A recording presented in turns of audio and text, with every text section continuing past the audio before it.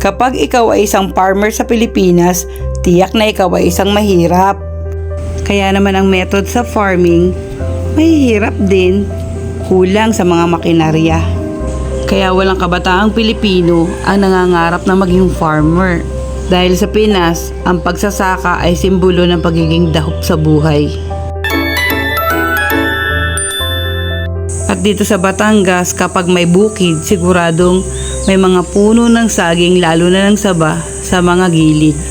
Na kapag nakakuha ka ng hinog at kakainin mo, abay, sadya namang napakatamis at napakasarap. Kaya walang magbubukid at farmer na nagugutom dito sa Batangas. At napakarami pa ring farmer dito sa amin sa Batangas. Pero malimit, sideline na lang ito.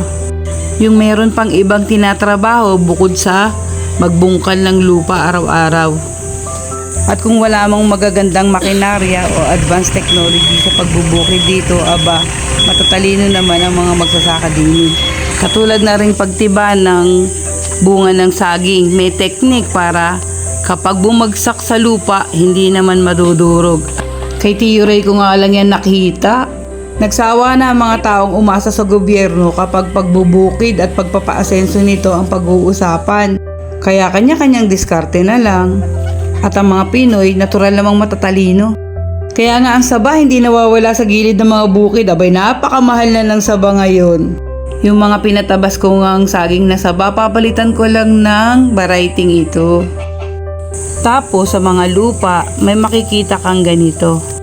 Sabi ng mga tatanda at bilin sa mga bata, ito day nuno sa punso, na pag nakita mo, sasabihin mo, tabi-tabi po. Kasi bahay daw yan ng nuno. Naku po, ito nga't pinatik ko dahil yan ay bahay lamang ng anay. Ayan ang bahay at ayan ang anay. Maganda nga gawing taniman yung lupang galing dito sa sinasabing nuno sa punso. Tingnan nyo ito, di ba ito yung gamo-gamo, kamag-anak pala yan ng mga anay. O di ang lupa nito, ipupuno ko na dito sa ginagawa kong garden bed para makakatanim na ako. At ito nga, ang mga petchay na dati ipinunla ko lang, ipinaglilipat ko na dito sa ginawa kong garden box. At syempre, pagkatanim, dinidiligan ko na yan.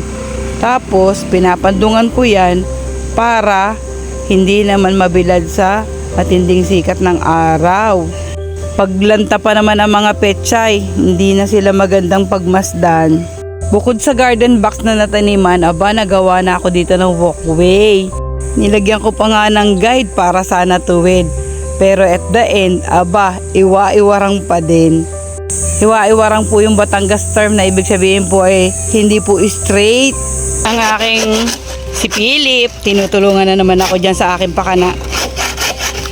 Dahil po makalumang pagpaparm ang ginagawa ko dito, kailangan ko po talaga niyang mga kawayan. At ang mga kawayan pong ito ay recycled. Galing po ito sa mga dating balag, kaya may mga butas-butas na po yan dyan, ganyan.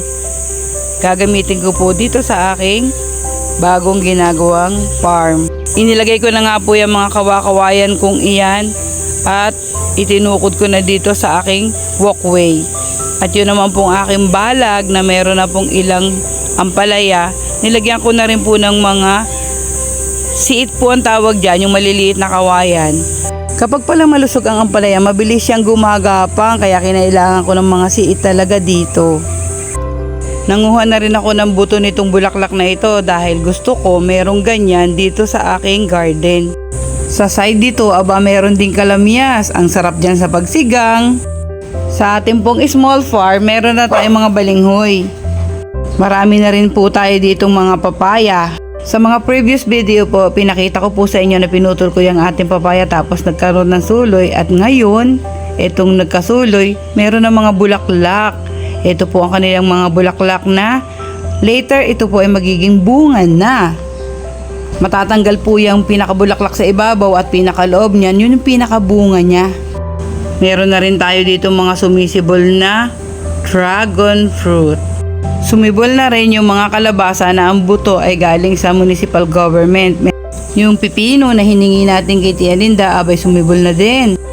Ang garden box natin o ang ating garden bed, meron ng mga mustasa. Itong maliliit na ito, repolyo daw ito. Sana nga lumaki at mabuhay dyan. Kasi hindi yan common crop dito sa amin sa Batangas. Tapos, may ilan akong mga kamatis dito. May mga siliring labuyo. At meron ako ditong itininim na mga luya. Para kumpleto na sa tinola, meron na rin ako ditong siling pasite na pwedeng panalbusan. Sa suma, ang aking garden ay meron ng improvement. Mabagal man ang pacing, pasasaangat, gaganda at magiging punong-puno na ito ng halaman sa dulo diyan. Kaya naman po sa bawat updates, linggo-linggo, dapat nandyan kayo para makikita nyo ano na ang nangyayari dito.